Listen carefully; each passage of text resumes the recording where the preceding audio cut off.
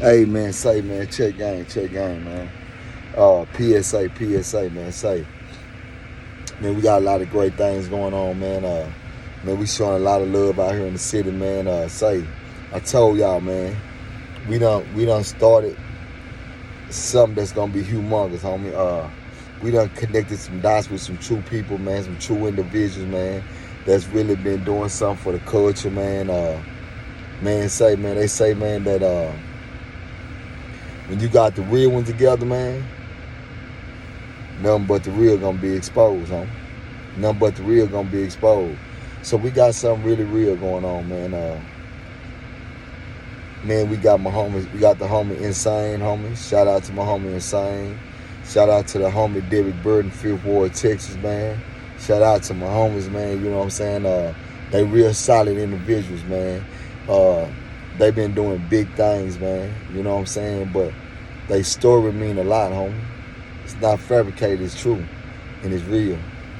So I want to give a shout out to all those individuals that's sitting around and supporting everything that we doing. They said in order for us to be able to change the culture, homie, we gotta stop telling the culture a bunch of lies. That's what they say, homie. So what I'm gonna do is we gonna lay it down on the ground. And guess what? We gonna tell the truth, homie. We gonna tell the truth. And we gonna help the youth, homie. We gonna help the youth, homie. We gonna help heal pains, homie. We gonna help them, man. So with that being said, man, I'm gonna let y'all go right now, man. But y'all check out this little lightweight clip of what we got going, man. Hey, let me know what y'all think about it, man. Comment down or comment. Let me know what y'all think, man. What y'all feel like that needs to be done. With that being said, y'all check out this clip. Responsibilities at an early age. But I went to prison for murder, 2 attempted murders, and aggravated assault. I took on a fight that wasn't even my fight. I went and killed somebody in the name of responding to my call to duty, so to speak. It's kind of like when we kill, we think we doing an honorable thing because we think we represent what we claim to represent to the fullest. You know, at the age of 15, 16, 17 years old, you don't have a concern about what your actions is doing or who they're going to affect. Your mind don't even process information like that. We killed kind of like as a form of recreation. And I'll say this here, most of the crimes, I say this, the crimes I got convicted for don't nearly match the crimes that I committed. So, but it's crazy when you allow yourself to become the, because the concept of this is how murder changed me, right? And I say that we kill as a way of just kind of like identifying who we was. This was our culture at that time. So a lot of the murders that we committed, because we wasn't like these kids now, a lot of the stuff that we did, we didn't talk about it. So a lot of the times, the ones that we got caught for didn't even match the ones that we truly was guilty for. But committing that murder gave us a sense of fulfillment because in our young minds, we thought we was doing the right thing. We thought we was doing an honorable thing because it's kind of like we was protecting ours. Even though as you start to evolve and grow up from it's still like when I was a child, I thought, spoken, understood as a child. But when you started growing up, you understand that the concept of ours didn't even exist. It was an illusion. Because like the judge or the district attorney say, when you doing that time or when you start that process of suffering, the only people that stay is mama. Yeah, that's the only one that's there. That's true. But we killed as a way of feeling important. We killed as a way of identifying who we was. And our twisted mind, that meant something. That was something that we hung our hat on, and it was something that we cashed in on over the years. Or when you don't know no better, that's what it is. It wasn't until years later that I started to understanding that I done dedicated my whole, because I ended up getting 20 years. I pled guilty to murder and had a bunch of stuff dropped. But over the years, I started to understanding that everything, because I wanted to go to prison.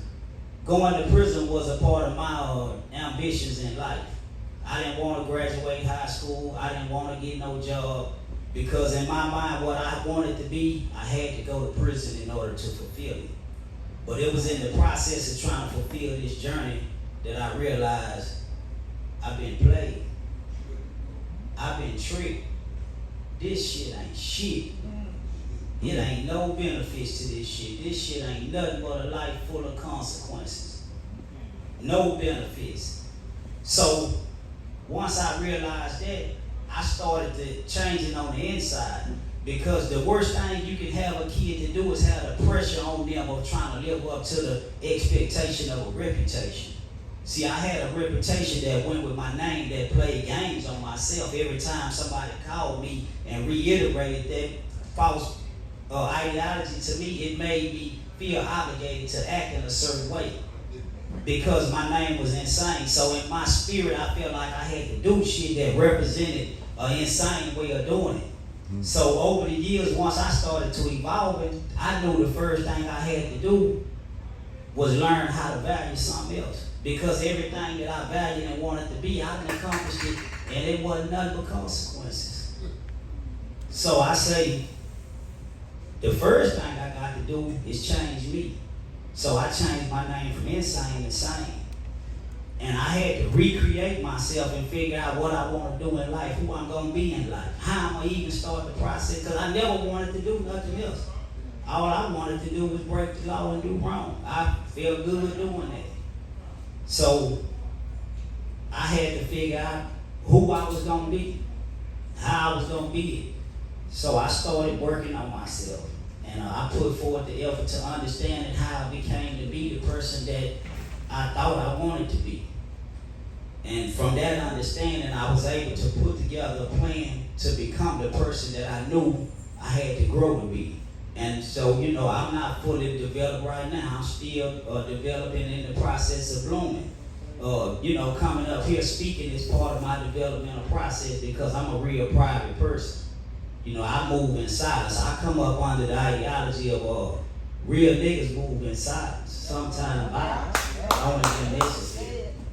So to come out here and speak in front of a lot of people and share my embarrassments with y'all, it's a seed that had to take some root and produce life.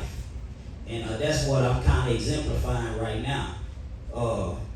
But as I've been sitting around here listening to the district attorney, listening to the judge, listening to everybody, I'm kind of like in a maze, because we never even have the desire to care what murder looked like from the other side, because we just perpetuate the act and we never think about it really. It's kind of like we just block it out.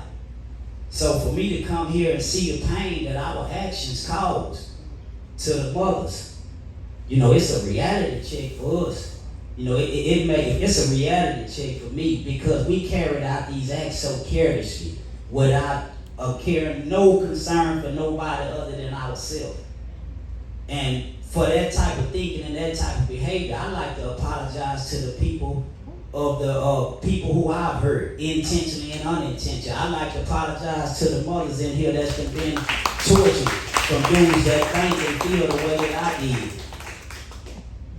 And this is kind of like my journey of mending my wrongs and using my pain to try to assist in this plight of saving a nation of endangered species. Because that's in fact what we are, a nation of endangered species. But the danger comes from ourselves. If we don't have to worry about the external dangers, the majority of the time it's the internal dangers, it's us. But when I look at it and I try to assess what the problem is, I narrow it down to a few things, because I'm a father of 7 kids now. So I can take my mistakes and my bad decisions and use it to kind of guide me in directing and assisting and molding my kids. And the number one thing that allowed me to be the person that I was my value system. That's where it started, because I wouldn't have did any of that if I didn't value doing it. And in my mind, I valued it because it was something that I had to do. It was something that just went with the lifestyle that I had to pledge my allegiance to.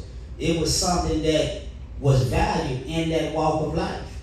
So I valued that because it gave me what the attention keep people nowadays from the social media. The same stimulation that they get from posting something and getting likes and what the robot talk. The same stimulation that people get from that is the same stimulation we acquire from carrying out the match, because we received a sense of recognition.